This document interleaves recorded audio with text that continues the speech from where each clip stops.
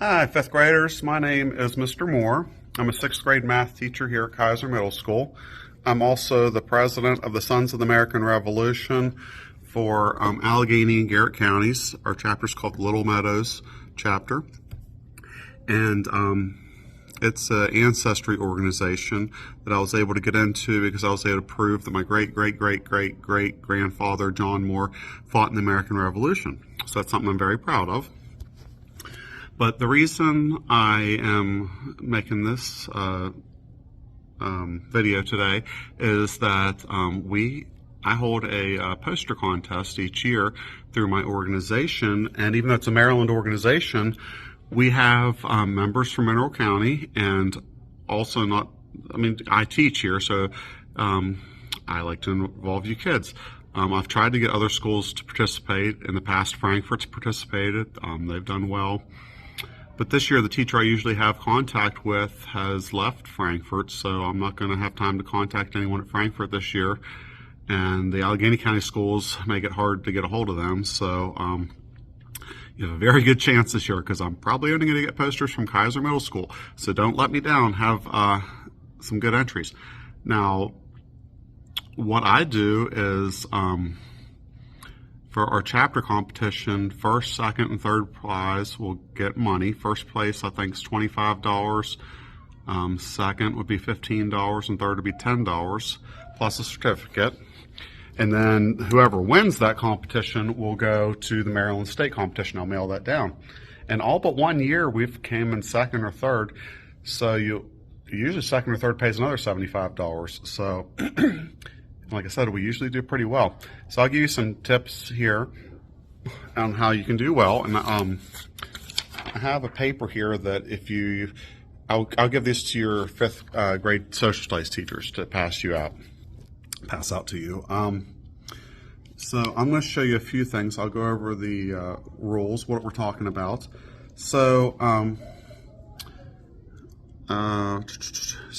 the theme rotates from year to year. Last year it was an American Revolutionary War person, so you could have done like Ben Franklin or Thomas Jefferson or Henry Knox or whatever. But this year is the alternate year where we do Revolutionary War events. In some cases, it depends on how your artwork is and stuff, that could be more interesting. So I'll give you some examples. I'll show you where to look online to get some ideas here in a second. But all posters must be on, you have two choices. Most of the time I suggest the traditional poster board you can get over at the Dollar Tree.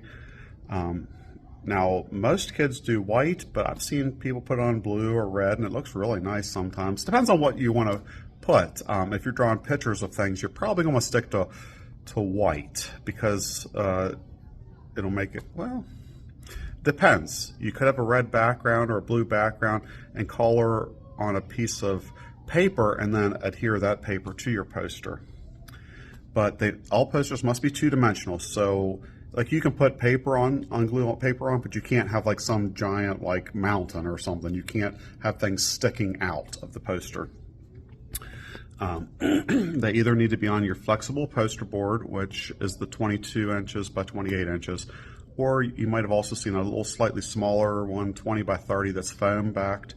You can use those as well. I would use the not the shiny side because you can, but it gets, a lot of times it'll smear. Like when you're trying to do your colored pencils or your markers, it'll smear and look bad. So I would use the side that's not glossy. You cannot put your name on the front of the poster. Put it on the back of the poster. Let's see here. You're allowed to use some computer-aided material, but it has to be less than half your paper. Now, also, I will tell you, the guy that judges at the state, he's not big on computer stuff. He would much rather see your hand drawings, your handwriting. Try to be neat. Absolutely, try to be as neat as you possibly can. You are allowed to type some of the stuff, but if you get typing too much, he'll frown on that and he won't pick you. You're not allowed to use commercially produced stuff like clip art or just print pictures straight off the internet. You cannot do that. There's nothing saying you can't trace, do some tracing. So if you use anything trademarked or copyrighted, you'll be disqualified. So there was also a national championship. So if you would win the state competition, you would go to the national competition. I haven't had that yet. We've had a second place, so maybe this will be the year that someone does a really fantastic job.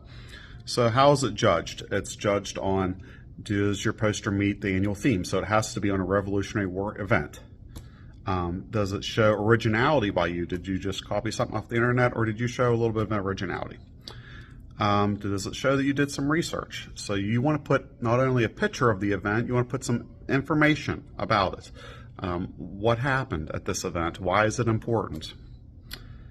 Does it accurately reflect the historical event? In other words, like if you put a flag on there, do not put a 50-star flag. At the Revolution, we would not have had a 50-star flag. We had the 13 colonies. So make sure you know what the flag would have looked like. And there's lots of different flags that they would have flown for the Revolutionary War. Is the poster neat and visually pleasing? So that is going to be a big one there. Make sure you're neat. It kills me when I see kids like scratch out stuff or just like don't do that. Like cover it. Like either redo your poster if you make a huge mistake, or don't just scratch stuff out. That's horrible. It looks horrible. Okay. So I would go on the internet. Can I turn this around?